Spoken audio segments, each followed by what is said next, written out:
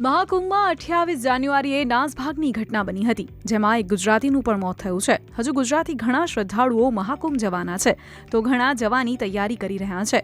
અમદાવાદના દ્વારકેશભાઈએ આ વિશે જણાવ્યું કે એટલું કહેવા માંગીશ કે ઉત્સાહમાં કોઈ ઘટાડો નથી. જેનું મૃત્યુ થયું છે એ બાબતે મને દુઃખ છે અને જે ઘાયલ છે એ જલ્દી સારા થઈ જાય. બટ અમે જવાના છે, અમારા ઉત્સાહમાં કોઈ ફરક પડ્યો નથી. શ્રદ્ધાળુઓ પ્રશાસનની ગાઈડલાઈન ફોલો કરી તમામ તકેદારી સાથે જવાની તૈયારી જણાવી રહ્યા છે. અમે આવનારા 5 તારીખ અથવા તો 10 તારીખ પછી અમે પાછા કન્ટિન્યુ કરવાના છે પ્રયાગરાજ જવા માટે. મહાકુંભમાં જવાનો ઉત્સાહ યથાવત છે. પ્રયાગરાજમાં 18 કિલોમીટર પહેલા જ બધા ગાડીની વ્યવસ્થા બંધ કરી દીધેલી, તો અમે બધા પગયાત્રા કરીને આપણા અખાડામાં આવ્યા. જે ગંગા ઘાટના બાજુમાં અમારો એક પાંડાલ છે, મછલી મઠ કરીને. અહીંયા પહોંચીને અમે જોયું વ્યવસ્થા સારી હતી.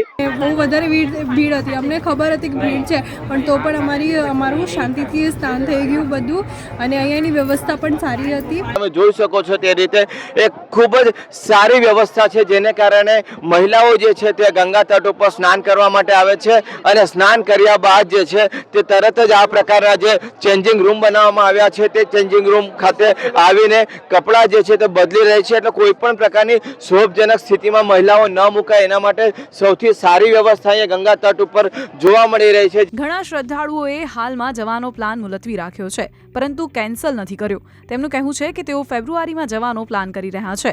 ટ્રેન્સ ફૂલ થતા શ્રદ્ધાળુઓ બાય રોડ પણ પ્રયાગરાજ પહોંચવાના છે. પશ્ચિમ રેલવે દ્વારા સ્પેશિયલ ટ્રેન્સ દોડાવવામાં આવી રહી છે, જેમાં 100 થી 200 જેટલું વેઇટિંગ લિસ્ટ બતાવવામાં આવી રહ્યું છે, અને દુર્ઘટના બાદ પણ વેઇટિંગ લિસ્ટમાં ઘટાડો નથી થયો, જેથી માની શકાય કે લોકોએ ટિકિટ કેન્સલ નથી કરાવી. દિવ્ય ભાસ્કરનો રિપોર્ટ. શેર એન્ડ ડાઉનલોડ કરો દિવ્ય ભાસ્કર એપ.